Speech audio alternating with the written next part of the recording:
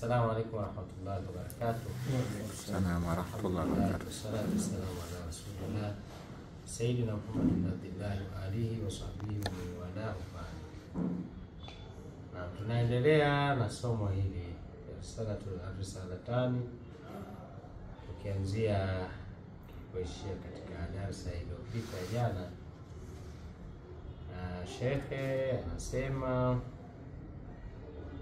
wajibu alayya aidha, na kuna pasa juu yangu vile vile al-aqifa fi salati bi adabin, simama katika swala kwa adabu wa ihtirami na heshima. Wajibu alayya aidan al-aqifa fi salati bi adabin wa ihtirami, na kuna pasa juu yangu vile vile kusimama katika swala kwa adabu na heshima. La adhhak, sicheki, wala alab, wala sichezi, wala atakallam, wala sisemi, wala akulu, wala sili.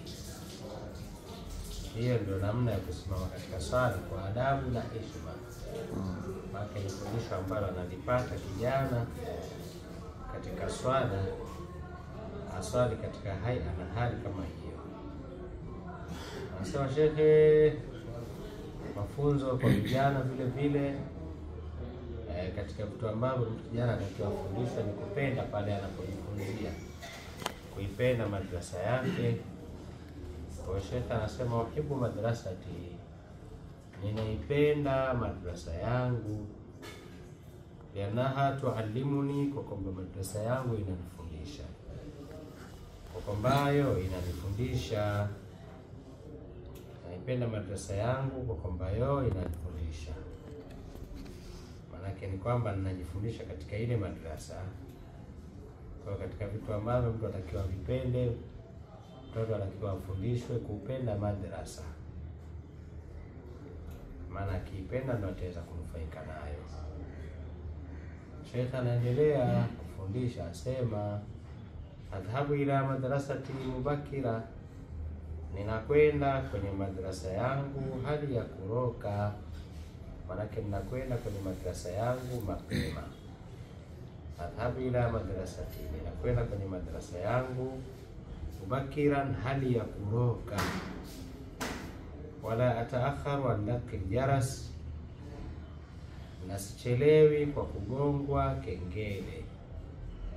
Maana pale kengele ikigongwa, basi ninakuwa tayari nimekushafika pale. Ndio maana ya kwenda, hasa asili ya kwenda kwa kuroka, maana kwenda asubuhi mapema. Kwa mapema hayo nakwenda hali ya kuwa na wahi kengele kabla haijagongwa. Usallimu ala rifaqi talamidi, na wasalimia rafiki zangu wanafunzi. Na hii nao pia ni katika mafunzo muhimu, vijana wajue umuhimu wa salamu wanapokutana. Mmoja msalimie mwingine na mwingine aitike salamu. Kwa akasema kwamba usallimu ala rifaqi talamidi qaila, na wasalimia rafiki zangu wanafunzi hali ya kusema assalamu alaikum, amani shuke juu yenu. Kaifa asbahtum, vipi mumepambaukiwa, vipi mmeingia katika asubuhi. Kwa kwanza salamu ya kuombeana amani, salamu ya Kiislamu. Na baada ya salamu hiyo sasa mafunzo yanaonyesha ndio watu waulizane hali sasa. Wala asema uhibu muallim, nampenda mwalimu wangu. Funzo nyingine, kijana atakiwa afundishwe kumpenda mwalimu wake. Ndio maana shekhe asema uhibu muallimi, nampenda mwalimu wangu, asma'u kalama, na nasikia maneno yake. Akisema nasikia na ninayakubali na kufanyia kazi, ndio maana ya kusikia maneno yake. Uhibu muallimi wa asma'u kalama, nampenda mwalimu wangu na nasikia maneno yake. Wa uti'uhu, na namtii. Uhibu ikhwani talamid, na wapenda ndugu zangu wanafunzi. Wala al'abu ma'ahum fi darsi, wala sichezi pamoja nao katika somo. Fundisho la kwamba kijana ajue kwamba haifai kucheza wakati somo likiwa linaendelea. Tena muhimu anasema kwamba li anna dhalika yakrahuhu al-ustadhu, kwamba hilo analichukia mwalimu.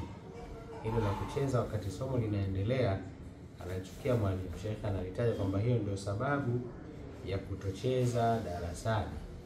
Kwa watoto wafundishwe hivyo kwamba wasicheze darasani, lakini pia wajue kwamba haitakiwi kumuudhi mwalimu. Cheza darasani kuna muudhi mwalimu na hakutakiwi